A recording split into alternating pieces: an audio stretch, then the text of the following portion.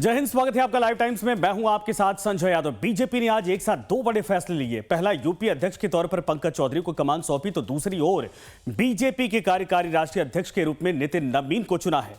बता दें कि बीजेपी अध्यक्ष को लेकर काफी दिनों से चर्चा थी। अब नितिन नवीन को कार्यकारी अध्यक्ष की जिम्मेदारी बीजेपी ने सौंप दी है और आपको बता दें कि अब चर्चाओं में इस बात को लेकर हैं कि नितिन नवीन का जो चयन हुआ है ये किन किन समीकरण को साध कर किया गया है। नितिन नवीन के कार्यकारी अध्यक्ष बनने पर बिहार के डिप्टी सीएम सम्राट चौधरी और बधाई देते हुए दिखाई दिए और बीजेपी हर एक कार्यकर्ता को काम करने का शानदार मौका देती है, ये भी उन्होंने कहा है।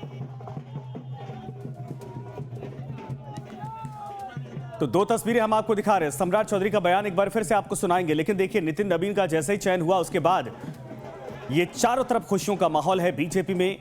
और तस्वीर आप देखिए, दोनों हैं। एक तरफ बीजेपी के अध्यक्ष चुने गए हैं पंकज चौधरी, उनकी तस्वीर है, सीएम आपको दिखाई दे रहे हैं यूपी के, और एक तरफ जैसे ही नितिन नवीन।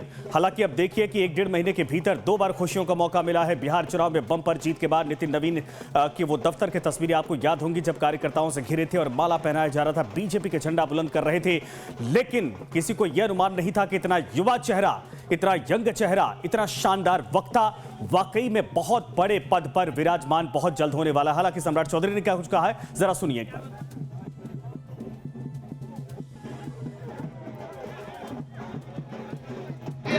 भारतीय जनता पार्टी के लिए गौरव का क्षण है।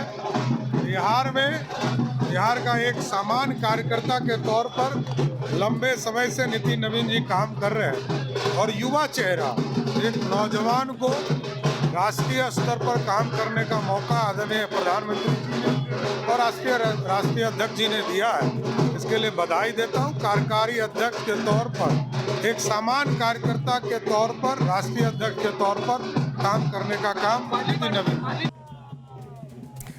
तो देखिए, सम्राट चौधरी के भाव से समझ में आता है, चूंकि सम्राट चौधरी साथ में काम कर चुके हैं। ये वही पीढ़ी है जो बिहार में भारतीय जनता पार्टी को, आप सोचिए कि जब नीतीश कुमार मजबूत थे या फिर जब आरजेडी के साथ अलायंस सरकार चल रही थी उस दौरान भी टक्कर ले रहे थे, और उसके बाद जब सरकार में आए तो बीजेपी को कहां से कहां तक पहुंचा दिया।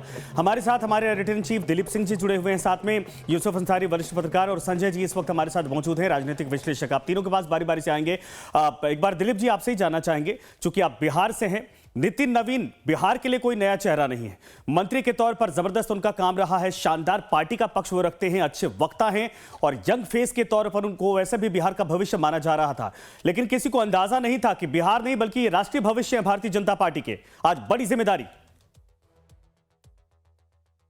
संजय, इससे पहले भी हम अपने दर्शकों को बता रहे थे कि नवीन नितिन के रूप में जो भारतीय जनता पार्टी ने ये फैसला किया है कि उनको कार्यकारी अध्यक्ष बनाने का जो फैसला है, ये जाहिर है कि ये एकाएक या अचानक से किसी एक व्यक्ति का फैसला नहीं है। ये संगठनात्मक तौर पे विचार विमर्श के बाद पार्लियामेंट्री बोर्ड द्वारा ये फैसला लिया गया है। जाहिर है इस पे चर्चा हुई होगी और कई चीजों के बारे में इस चर्चा हुई होगी। उनका परफॉर्मेंस कैसा रहा है, उनकी ऊर्जा किस तरह की है, वो कितने अच्छे वक्ता है, कैसा उन्हें क्या इससे फायदा होगा, क्या क्या मैसेज जाएगा। तो मुझे लगता है इन तमाम चीजों पर क्या वो परफॉर्म कर पाएंगे, तो ये तमाम बातों को ध्यान में रखकर ही पार्टी ने ये फैसला लिया है।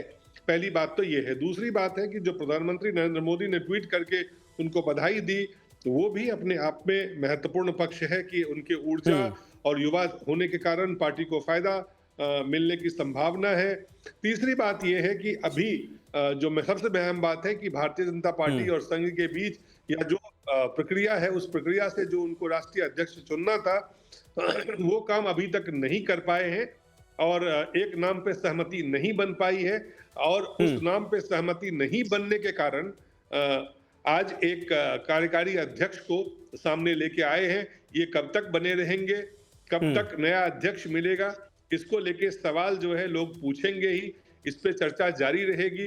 तो जब तक अध्यक्ष नहीं बन जाता है राष्ट्रीय अध्यक्ष, तब तक ये चर्चा तो लोग जारी रखेंगे, ये सवाल तो लोग पूछेंगे ही। आपको याद होगा अखिलेश यादव ने पार्लियामेंट में एक सवाल पूछा था, तो उस पे अमित शाह ने जवाब दिया था, तंज कसा था एक तरह से उन्होंने।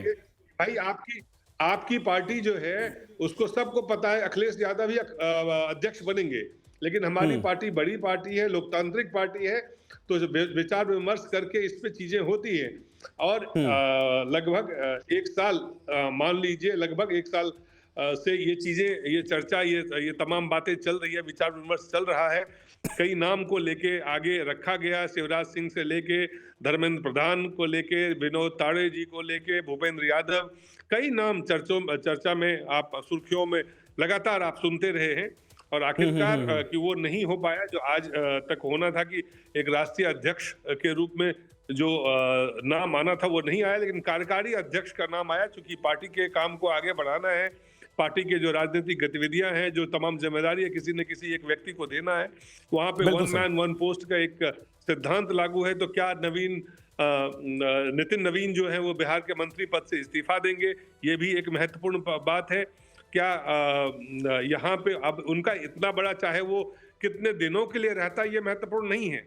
महत्वपूर्ण ये तो अवश्य है कि नवीन एक ऐसा कद, एक सडनली एक ऐसा युवा चेहरे को भारतीय जनता पार्टी ने देश के सामने रख दिया है। चाहे वो कब तक रहेंगे, कितना दिन रहेंगे, आगे क्या करेंगे, ये तमाम सवाल है जो भविष्य के में आपको पता चलेगा, उसका जवाब मिलेगा। लेकिन तत्काल के लिए एक ऐसा फैसला है जो ऊर्जा, अनुभव और परफॉर्मेंस तीनों को, और सडनली जो बीजेपी के बारे में कहा जाता है कि आपको खबर नहीं लगने देगा, आपको पता नहीं चलेगा, आपको जब घोषणा के बाद ही आपको पता चलेगा, ये जो सरप्राइज वाला एलिमेंट है ये भी इसमें शामिल है। तो मुझे लगता है कि कई चीजें हैं और इसके कई संकेत भी हैं। वो आप महाराष्ट्र से लेके उत्तर प्रदेश से लेके बिहार, कई इसमें संकेत छुपे हुए हैं और कई सारे संभावनाओं को भी जन्म दे रहा है कि क्या ऐसे आने वाले समय में भारतीय जनता पार्टी में, आज उत्तर प्रदेश में जहां पंकज चौधरी आए, 7 बार के सांसद रहे, वो एक ओबीसी जो है, ओबीसी जात से आते हैं, ओबीसी जातियां उनमें से एक कुर्मी जात से आते हैं वो। तो ऐसे में सामाजिक जनाधार को मजबूत करते हुए पिछड़े और अग्रणी दोनों को सामने रखते हुए भारतीय जनता पार्टी एक मैसेज भी दे रही है। दोनों को सामने रखते हुए अपनी सियासी यात्रा को, अपनी चुनावी यात्रा को, दोनों को मजबूत करने में पार्टी जुटी हुई है। बिल्कुल सही आपने कहा। संजय जी, चूंकि बिहार को आप समझते हैं, नितिन नवीन वहीं के हैं, हम आप दर्जनों बार नितिन नवीन के विभाग को लेकर जब पिछले साल चर्चाएं होती थी, आपको याद होगा, बेदाग छवि रही है, लेकिन किसी को अनुमान नहीं था कि इतने यंग फेस को, हम आप कहते हैं कि राजनीति में बहुत यंग हैं, बिहार के राजनीति में भी वो पीढ़ियां हैं जो इनसे बहुत ऊपर हैं और अपने आप को मजबूत दावेदार कई चीजों को लेकर मानती हैं। लेकिन कद तो बहुत बड़ा हो गया नितिन नवीन का, लेकिन जो रिस्पॉन्सिबिलिटी दी गई है, जो जिम्मेदारी सौंपी गई है, उसके राजनीतिक समीकरण क्या है? अगर कायस्थ समाज को देखें तो कायस्थ समाज का वोट बैंक ही पूरे देश में बहुत बड़ा नहीं है, लेकिन फिर भी इतना बड़ा भरोसा किया गया नितिन नवीन पर बीजेपी की तरफ से। संयोग से इस पैनल में हम और दिलीप जी दोनों बिहार से जुड़े हुए हैं, दोनों हम लोग की पृष्ठभूमि बिहार की है जी, कायस्थ कनेक्शन है। और डॉक्टर विधानचंद्र राय जो पश्चिम बंगाल के मुख्यमंत्री बने थे, वो तो पटना में ही पले बढ़े थे, चिकित्सक बने थे, यहीं की गलियों में उनका जन्म हुआ था, वो भी कायस्थ जाति से थे। और ज्योति बसु जो 23 सालों तक सत्ता में रहे, वो वहां पश्चिम बंगाल में, वो भी कायस्थ जाति के हैं जी, पश्चिम बंगाल में। तो 37 वर्षों का कायस्थ जाति का एक अपना वहां रहा है पश्चिम बंगाल में। 26 में चुनाव है बंगाल में, तो भद्रलोक और कायस्थ कनेक्शन है। बौद्धिक वर्ग वहां भद्रलोक कहते हैं पश्चिम बंगाल में बौद्धिक वर्ग को। और चूंकि बिहार, और मैंने बताया ना कि पश्चिम बंगाल, बिहार, उड़ीसा सब तो एक ही पार्ट था, वो धीरे धीरे कालखंड में बढ़ते गई चीजें। तो बंगाल के आज भी बहुत सारे जिले हैं, या बिहार के मैक्सिमम लोग आपको कलकत्ता, आसनसोल से लेके कई जो सीमावर्ती जिले हैं वहां मिल जाएंगे। बौद्धिक वर्ग में भी एक मैसेज देने की कोशिश की गई है पश्चिम बंगाल में कि देखिए, नितिन नवीन जी को एक हमने बड़ी जिम्मेवारी दी है, और वो बड़ी जो जिम्मेवारी दी है तो चीजें तो कनेक्ट करती ही है। जिस कास्ट की तरफ आपने इशारा किया, कास्ट कनेक्शन तो है, इस सच्चाई से कोई डिनाई नहीं कर सकता है। और दूसरी बात, अब ये 70 पार वाली पीढ़ी से अलग ये जेनजी वाली पीढ़ी के प्रति भी बीजेपी का झुकाव है कि युवा मतदाता को हम अगर अट्रैक्ट करना है, यानी अगली पीढ़ी भी तैयार की जा रही है। और बंगाल कनेक्शन जो सर आपने जोड़ा है वो वाकई में दिलचस्प है। सही बात आपने कहा कि ज्योति बसु भी इसी कास्ट से आते थे, कायस्थ समुदाय को लेकर भी बीजेपी की, चूंकि बहुत इंटेलेक्चुअल समुदाय कहा जाता है। अच्छा, दीपक चौरसिया जी भी हमारे साथ जुड़ गए, नीचे न्यूज डायरेक्टर हमारे। दीपक जी, आपका भी स्वागत है। नितिन नवीन का चयन, आपने भी इंटरव्यू इसके पहले किए होंगे, मैंने भी एक दो बार उनसे मेरी बातचीत रही है, इंटरव्यूज वगैरह रहे हैं। बहुत अच्छे मुखर होकर बोलने वाले नेता, साफ खरी खरी बोलते हैं, जो बोलते हैं लाग लपेट नहीं होता है, लेकिन बहुत बड़ी रिस्पॉन्सिबिलिटी। लोग कह रहे हैं, जैसा संजय जी भी कह रहे हैं, कि बंगाल कनेक्शन बीजेपी समझती है कि कायस्थ समुदाय वहां पर। नितिन नवीन जिंदाबाद। आप लोग को बड़ी जिम्मेदारी मिली है, आपको राष्ट्रीय एक बार फिर से कार्यालय चल रहे हैं, कार्यालय चल रहे हैं, आपको बनाया गया है, बड़ी जिम्मेदारी मिली है, कार्यालय चल रहे हैं, क्या कहते हैं? कार्यालय में कार्यालय। देखिए अभी जिन्होंने कुछ विधायक से सीधे राष्ट्रीय कार्यकारी अध्यक्ष तक का सफर। बस पार्टी के कार्यकर्ताओं का परिश्रम है, और मैं तो मानता हूं कि कार्यकर्ता के रूप में काम करने से पार्टी के वरिष्ठ नेता हमेशा आपको ध्यान देते हैं, और मैं तो इसके लिए बस पार्टी के नेताओं के साथ और उनके साथ जो आशीर्वाद मिला है उसको आगे काम करेंगे। सर, क्या उम्मीद थी सर इस पद के लिए? इस पद के लिए एक बहुत बड़ी तो दीपक जी हमारे साथ। दीपक जी, बहुत हम्बल जवाब, और कहते हैं ना कि जो डाली जितनी फलदार होती है उतना झुकाव उसमें होता है, कि जो जिम्मेदारी सौंपी गई कार्यकर्ता के तौर पर उसका निर्वहन करूंगा। बिल्कुल, नितिन नवीन का ये बहुत ही एक झुका हुआ जवाब था, एक समर्पण वाला जवाब था कि कैसे एक कार्यकर्ता को समर्पण करना चाहिए। लेकिन संजय, जो सबसे महत्वपूर्ण बात है वो ये है कि भारतीय जनता पार्टी अपने फैसलों से चौंकाती है। अगर आप सोचे तो अब से 15 मिनट पहले या 20 मिनट पहले, जब तक की घोषणा नहीं हुई होगी, हमको ये पता भी नहीं होगा कि नितिन नवीन जो है वो भारतीय जनता पार्टी के राष्ट्रीय कार्यकारी अध्यक्ष बन सकते हैं। लेकिन 45 साल के एक युवा को ये जिम्मेदारी सौंपी गई है। ये साबित करता है कि भारतीय जनता पार्टी अपने एक्सपेरिमेंट के चलते, अपने बाकी चीजों के चलते लोगों को चौंकाती है। मैं सिर्फ ये कहना चाहूंगा कि इसको हमें जाति के समीकरण में बांधकर नहीं देखना चाहिए कि नितिन नवीन कायस्थ है, और कायस्थों में कितनी बड़ी संख्या जो है वो पूरे देश के अंदर है। लेकिन ये बात ये साबित करती है कि नितिन नवीन जैसे कार्यकर्ताओं को बनाना, नितिन नवीन जैसे कार्यकर्ताओं को उठाना, और नितिन नवीन जैसे कार्यकर्ताओं को लेकर जो है संगठन को आगे बढ़ाना, ये अपने आप में एक बहुत महत्वपूर्ण बात है। और भारतीय जनता पार्टी ने यही दिखाने और यही जताने की कोशिश की है जब उन्होंने नितिन नवीन को अपना राष्ट्रीय कार्यकारी अध्यक्ष बनाया है। ये एक ऐसा फैसला है जिसके बारे में सपने में किसी ने भी नहीं सोचा होगा, और ये फैसला साबित करता है कि भारतीय जनता पार्टी अपने फैसलों से लोगों को चौंकाती है, कार्यकर्ताओं को चौंकाती है, और कार्यकर्ताओं में उन्होंने एक ऐसा शख्स निकाला है जो शख्स जो है आगे चलकर भारतीय जनता पार्टी को आगे देगा, आगे करेगा, नेतृत्व बढ़ाएगा और नेतृत्व की क्षमता को और डेवलप करेगा। मेरे ख्याल से भारतीय जनता पार्टी का एक ऐसा फैसला है। और राष्ट्रीय कार्यकारी अध्यक्ष बनाना, इसका मतलब ये है कि अध्यक्ष के दिशा में उनका जो पदार्पण है वो आपस में वैसे ही तय हो जाएगा। तो अपने आप में साबित करता है संजय कि नितिन नवीन को राष्ट्रीय कार्यकारी अध्यक्ष बनाने का फैसला अपने आप में एक बहुत बड़ी बात है, और भारतीय जनता पार्टी ने पहले से लेकर इसको मन बनाया था। और मैं इसको एक कास्ट न्यूट्रल, क्योंकि देखिए हर जगह जो कास्ट है या हर जगह जो जाति है वो प्रमुखता से नहीं होनी चाहिए। एक एक्सपेरिमेंट उत्तर प्रदेश में कर लिया गया, लेकिन नितिन नवीन के इस अपॉइंटमेंट को मैं कास्ट न्यूट्रल देखता हूँ। जैसे मैंने रेखा गुप्ता के अपॉइंटमेंट को देखा था कि रेखा गुप्ता जो है वो बृहद वैश्य समुदाय से आती थी, लेकिन उसके बावजूद भी उन्हें दिल्ली का मुख्यमंत्री बनाया गया, और रेखा गुप्ता जो है महिला थी, तो वो एक कास्ट न्यूट्रल मुख्यमंत्री थी। वैसे ही मैं नितिन नवीन को एक कास्ट न्यूट्रल कार्यकारी अध्यक्ष देखता हूं, और मैं ये उम्मीद करता हूं नितिन नवीन से कि नितिन नवीन बेहतर काम करेंगे। और नितिन नवीन में इस बात की कैपेबिलिटी है। मैं उनको व्यक्तिगत तौर पर कई सालों से जानता हूं, और मैं जानता हूं कि नितिन नवीन जो है वो अपने लेवल पर कई सारे ऐसे फैसले कर सकते हैं, कई सारी ऐसी चीजें कर सकते हैं। एक प्रभारी के तौर पर उन्होंने छत्तीसगढ़ में भारतीय जनता पार्टी की सरकार बनाई थी, ये हमको भूलना नहीं चाहिए। और जो सबसे बड़ा फैक्टर उनके साथ है वो उनकी उम्र है। जो मात्र 45 साल है, और 45 साल की इस उम्र में अगर कोई भारतीय जनता पार्टी के राष्ट्रीय अध्यक्ष के तौर पर काम करता है, तो आप सोच लीजिए इसका कितना वृहद अनुभव होगा, उसकी कितनी वृहद रीच होगी। तो ये मुझे लगता है ये अपने आप में सबसे महत्वपूर्ण बात है। कितने दूर तक की राजनीति का बीजेपी ने सोचा है, और सोचिए नई बेंच तैयार कर रहे हैं। ठीक है सर, मैं आता हूं आपके पास। यूसुफ जी भी हमारे साथ हैं। लोग ये चर्चा कर रहे हैं यूसुफ जी की बीजेपी को नितिन नाम बड़ा पसंद आता है, क्योंकि जब नितिन गडकरी बनाए गए थे फर्स्ट डेकेड में 20वीं सेंचुरी में, तब भी यही चर्चा थी कि बड़ा एक तो डायनामिक फेस आया है और बीजेपी के लिए बड़ा शानदार उन्होंने काम किया, जो धीरे धीरे वो पौध मजबूत होती गई और आज देखिए क्या बीजेपी कहां पर है। एक और नितिन पर भरोसा बीजेपी का? नहीं, मैंने भी जिक्र किया था कि जब नितिन गडकरी को बनाया गया था तब उनकी उम्र भी बहुत ज्यादा नहीं थी, सिर्फ 52 साल के थे, और उनके जो उनका कार्यकाल था वो बेहतरीन कार्यकाल था नितिन गडकरी का।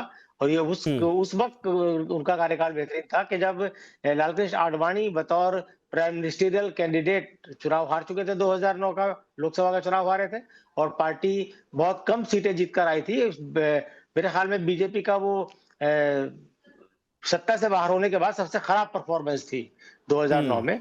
उसके बाद नितिन गडकरी को जिम्मेदारी दी गई और नितिन गडकरी ने पार्टी में सांगठनिक फेरबदल किए और पार्टी को अच्छे तरीके से वो लेकर चले। उनके बाद हालांकि दूसरा टर्म भी उन्हें देने की बात हो रही थी, उसको लेकर के काफी कंट्रोवर्सी हुई थी, लेकिन दूसरा टर्म उन्हें नहीं मिला। उनकी जगह राजनाथ सिंह को अध्यक्ष बनाया गया और राजनाथ सिंह के रहते फिर नरेंद्र मोदी प्रधानमंत्री पद के उम्मीदवार बने, तो एक इतिहास है। हाँ, जहां तक बात है नितिन नाम की, तो ये बात है कि पिछले 10-15 साल में दूसरे नितिन नाम का व्यक्ति बीजेपी की एक लीड पोजीशन में रखा गया है। तो कई बार तो लोग शेक्सपियर ने कहा था नाम में क्या रखा है, लेकिन इस जुमले को भी हम शेक्सपियर के नाम से ही पहचानते हैं, तो नाम में कुछ ना कुछ तो है। और ये उम्मीद की जाती है नितिन गडकरी के टाइम में बीजेपी ने काफी अच्छा काम, बीजेपी का सोशल दायरा बढ़ा था, सामाजिक दायरा बढ़ाने में नितिन गडकरी का काफी रोल माना जाता है। अब नितिन नवीन को आज राष्ट्रीय कार्यकारी अध्यक्ष की जिम्मेदारी आज मिली है, आज से उन्होंने जिम्मेदारी वो संभाल रहे हैं, इमीडिएट इफेक्ट से उन्हें बनाया गया है। तो अभी देखते हैं कि उस किस तरह से काम करते हैं। अभी वो बैठकें लेंगे, वरिष्ठ नेताओं से मिलेंगे, प्रधानमंत्री से मिलकर आशीर्वाद लेंगे, गृह मंत्री से मिलेंगे, तो ये सिलसिला चलेगा। तो उनकी अभी पार्टी को लेकर के क्या आगे क्या उनकी डायरेक्शन होगी, ये अभी सामने नहीं आया है, क्योंकि राष्ट्रीय पटल पे नितिन नवीन एक नया नाम है। इससे पहले बिहार की राजनीति में वो सकेरे रहे, उन्हें जो जिम्मेदारियां दी गई चुनाव से रिलेटेड उसमें वो कामयाब हुए। ये एक बिल्कुल सही, लेकिन कहा तो ये भी जा रहा है ना कि बीजेपी 2047 का लक्ष्य लेकर चल रही है, यानी एक पीढ़ी जो अभी काम कर रही है और एक पीढ़ी तैयार की जा रही है। ऐसा ना हो कि बीच में लूप होल्स पैदा हो जाए और बीजेपी समन्वय बनाकर चलती जा रही है। आप सबके पास दोबारा आते हैं, बड़ी खबर इसी बीच आ रही है। बीजेपी अध्यक्ष जेपी नड्डा ने नितिन नवीन को बधाई दी है। यह बड़ी खबर है, राष्ट्रीय कार्यकारी अध्यक्ष चुने जाने पर बधाई दी है। यशस्वी एवं सफल कार्यकाल के लिए शुभकामनाएं जेपी नड्डा ने। ज्ञान और संस्कृति की पुण्य धरा बिहार के ओजस्वी बीजेपी नेता एवं बिहार सरकार में मंत्री श्री नितिन नवीन जी को भारतीय जनता पार्टी के राष्ट्रीय कार्यकारी अध्यक्ष नियुक्त होने पर उन्हें आत्मीय बधाई देता हूं। मुझे पूर्ण विश्वास है कि आदरणीय प्रधानमंत्री श्री नरेंद्र मोदी जी के मार्गदर्शन एवं आपके नेतृत्व में संगठन राष्ट्र व जनसेवा की भावनाओं के साथ नए आयाम स्थापित करेगा। आपके यशस्वी एवं सफल कार्यकाल के लिए हार्दिक शुभकामनाएं। जेपी नड्डा बीजेपी के राष्ट्रीय अध्यक्ष, लेकिन अब इनकी ही जिम्मेदारी संभालेंगे नितिन नवीन। दिलीप जी हमारे साथ लगातार हैं। दिलीप सर, इस शुभकामना को इंतजार किया जा रहा था, जेपी नड्डा के ट्वीट को अब आ भी चुका है। नहीं, इस तरह के तमाम ट्वीट आएंगे, उनको बधाई दी जाएगी। देखिए 3-4 अहम पहलू है जो इसके बियॉन्ड हमें देखना चाहिए कि भारत के जो अभी भारतीय लोकतंत्र में जो दल हैं उसमें ज्यादातर दल वो है जम्मू कश्मीर से लेकर कन्याकुमारी तक जो एक परिवार तक सीमित रह गया है।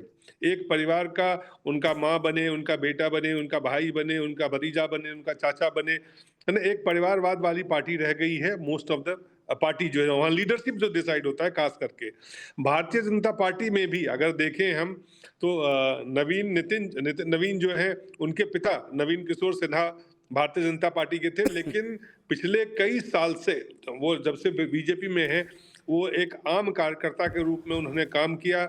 उन्होंने चुनाव जीता, 4 बार वो चुनाव जीते, और आज एक बार आप ये देखिए कि कैसे इस युवा व्यक्ति का कद जो है अचानक से इतना बड़ा बन जाता है कि चाहे वो प्रधानमंत्री हो, चाहे राष्ट्रीय अध्यक्ष हो, वहां पे आपने लाके खड़ा कर दिया। तो लोकतंत्र की जो खूबसूरत पहलू है वो यही है, जहां पे भी लोकतंत्र होगा वहां पे चीजें बेहतर ढंग से होने की संभावना बेहतर रहती है। और यही चीज जो है कांग्रेस पार्टी में आज मिसिंग है। वहां पता है कि पार्टी मल्लिकार्जुन खड़गे बन तो गए हैं, लेकिन सबको पता है कि मल्लिकार्जुन खड़गे की जो ताकत है वो कहां तक सीमित है, किस हद तक सीमित है। बाकी पार्टियों के बारे में क्या कहा जाए। तो मुझे लगता है, लेकिन भारतीय जनता पार्टी में भी और अन्य पार्टियों में भी परिवारवाद जो है अब हर तरफ बढ़ रहा है। ये भी एक पक्ष है, जो दूसरा पक्ष है जिसको मैं चिन्हित करना चाहूंगा। लेकिन इससे इतर बिल्कुल एक व्यक्ति एक ऐसा है कि एक नए चेहरा को, युवा चेहरा को आप पहले परखते हैं, उसको उसके लिए प्रशिक्षित करते हैं, उसके लिए तैयार करते हैं और फिर आप उसको लेके सामने आते हैं कि चलिए आपके पास संगठन का अनुभव है, आपके पास सरकार का अनुभव है, आपने अपना परफॉर्मेंस लगातार बेहतर जो भी आपको मिला है, आप युवा पार्टी संगठन के महासचिव भी रहे हैं। तो ये तमाम चीजों को सामने रखने के बाद मुझे लगता है जो विचार विमर्श फैसला लिया गया होगा उसमें ये तमाम बातें जब आई होंगी कि बिहार में, उत्तर प्रदेश में, पश्चिम बंगाल में जो संजय जी कह रहे थे, या जो मैं तो ये भी कहूंगा, आपको याद होगा कि महाराष्ट्र के ठाकरे के बारे में कहा जाता है कि भाई वो कायस्थ थे और वो बिहार से मध्य प्रदेश आए, फिर मध्य प्रदेश से मुंबई गए, अब वहां पे उनका अब बीएमसी का चुनाव है। तो आप अगर जोड़ना अगर आपको है तो आप पश्चिम बंगाल से क्या महाराष्ट्र से भी जोड़ सकते हैं। लेकिन मूल रूप से ये छोटी छोटी चीजें मुझे नहीं लगता है कि इन चीजों को ध्यान में रखा गया होगा। मुझे लगता है कि एक युवा है, ऊर्जावान है, बिल्कुल सही सर, आपने कहा। अभी तो मैं एक सवाल मेरा भी आरएसएस और बीजेपी से मैं आता हूं उस पर, लेकिन सदन से एक बार ग्राउंड रिएक्शन ले लेते हैं। सदन, कैसा माहौल है पटना की सड़कों पर? नितिन नवीन का जलवा तो वैसे भी हुआ करता था, उनके कामों को लेकर तारीफ थी, लेकिन भाई अब तो बहुत बड़ी जिम्मेदारी मिल गई है और पटना में कम, दिल्ली में ज्यादा रहेंगे। संजय, जिस तरीके से राष्ट्र कार्यकारी अध्यक्ष बनाया गया है नितिन नवीन को, भारतीय जनता पार्टी में काफी खुशी का लहर है। पटाखे भी फोड़े जा रहे हैं। दोनों उप मुख्यमंत्री विजय सिन्हा, सम्राट चौधरी, भाजपा के प्रदेश अध्यक्ष दिलीप जायसवाल भी पार्टी दफ्तर पहुंचे और नितिन नवीन भी पहुंचे हैं। लेकिन सबसे बड़ी बात यह है कि आज नितिन नवीन को ये चीज, जो उन्हें राष्ट्र कार्यकारी अध्यक्ष बनाया गया, उन्हें पता तक नहीं था, क्योंकि आज उन्होंने बांकीपुर विधानसभा क्षेत्र में कार्यकर्ता सम्मान समारोह का आयोजन किया था। उस दौरान सभी भारतीय जनता पार्टी के बिहार के सभी बड़े नेता वहां पे मौजूद थे और कार्यकर्ता से नितिन नवीन वहां पे खुद मिल रहे थे। और कल ही जब दीघा में हम उनके साथ थे, जब संजीव चौरसिया का कार्यकर्ता सम्मान समारोह था, तो उन्होंने वहां पर मुझे इनवाइट भी किया था। कल हमारा जो विधानसभा क्षेत्र बांकीपुर है, हमारा कार्यकर्ता सम्मान है, हम भी कार्यकर्ता को सम्मान करना चाहते हैं, आप लोग वहां पे भी आइएगा।